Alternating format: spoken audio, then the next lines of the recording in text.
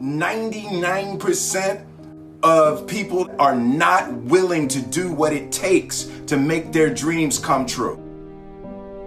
The Marines have a saying, everybody wants to go to heaven, but nobody wants to die. The center of bringing any dream into fruition is self-discipline. You know, something as simple as food and eating. It's not about your body as much as it is about your mind. It's getting command of your mind to be able to choose actions that are in your own best interest. Every day we are choosing that's not in our own best interest. So if the world is attacking you and the world wants to fight you and the world's trying to hold you down, so you're gonna kick yourself in the balls?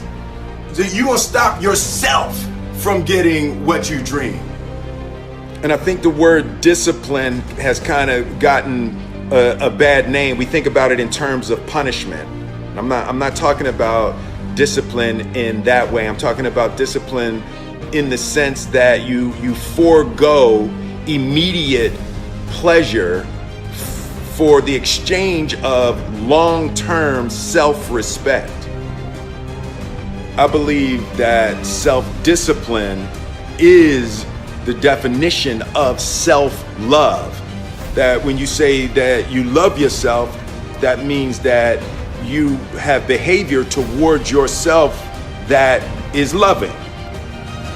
Self-discipline is the center of all material success. You cannot win the war against the world if you can't win the war against your own mind.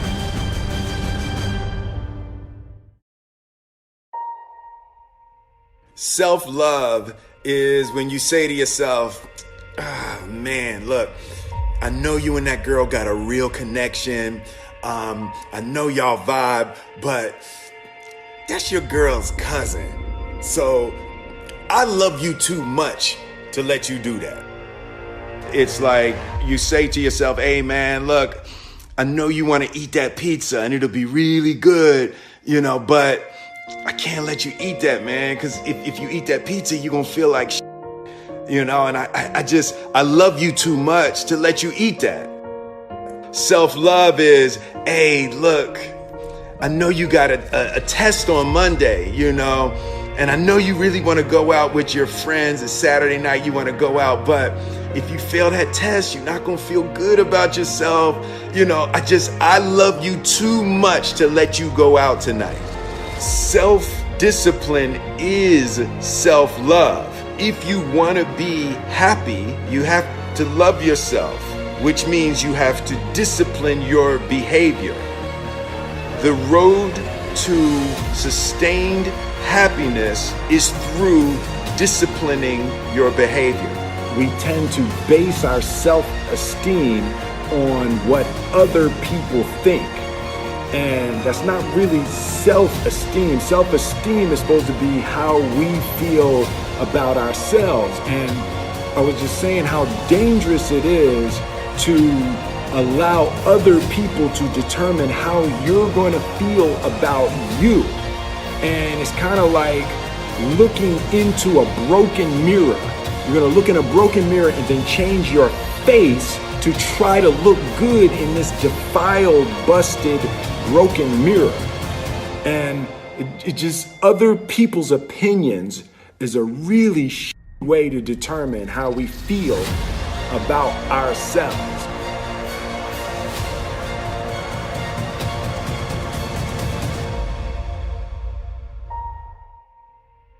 It don't matter whose fault it is that something is broken if it's your responsibility to fix it. For example, it's not somebody's fault if their father was an abusive alcoholic, but it's for damn sure their responsibility to figure out how they're going to deal with those traumas and try to make a life out of it. It's not your fault if your partner cheated and ruined your marriage, but it is for damn sure your responsibility to figure out how to take that pain and how to overcome that and build a happy life for yourself.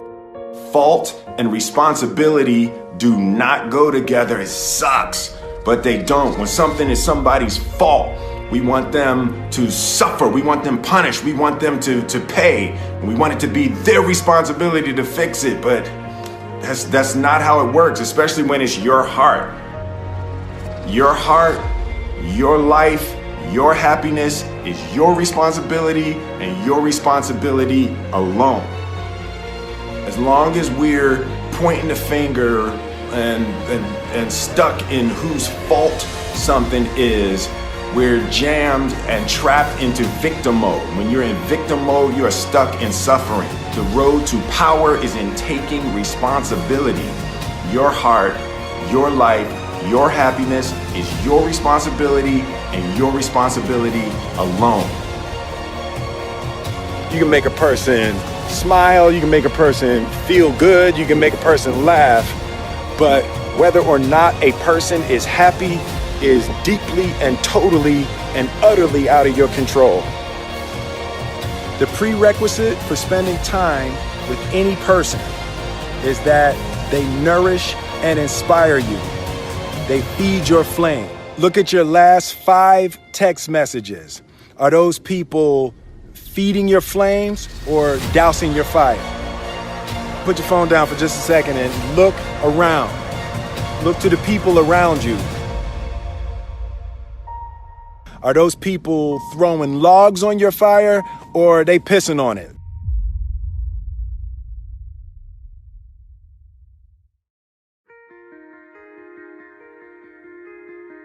I want my life, I want my work, my family, I want it to mean something. And it's like, if you are not making someone else's life better, then you're wasting your time.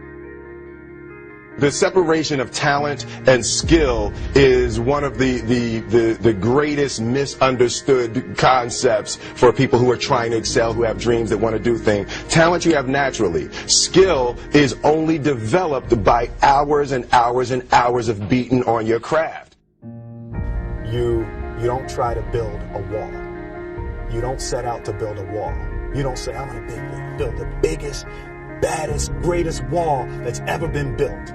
You don't start there. You say, I'm going to lay this brick as perfectly as a brick can be laid.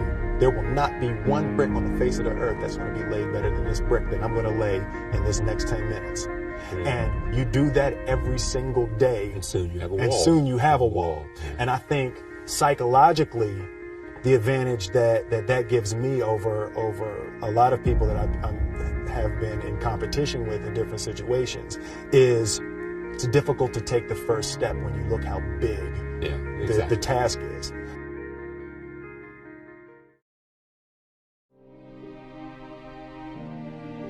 The definition of who I am is very clear to me, and it also redefines who I want to be, in that I know for a fact that I'm stronger than I thought I was. You know, you can't help but ask yourself the question, what would I do if I was in Muhammad Ali's shoes? I'm motivated by fear. I hate being scared to do something. And I think what developed in my early days was the attitude that I started attacking things that I was scared of. Why were you scared in your bed the night before? What do you need that fear for? Just don't go. Why are you scared in your bed 16 hours before you jump? Why are you scared in the car? Why could you not enjoy breakfast? Fear is fear of what?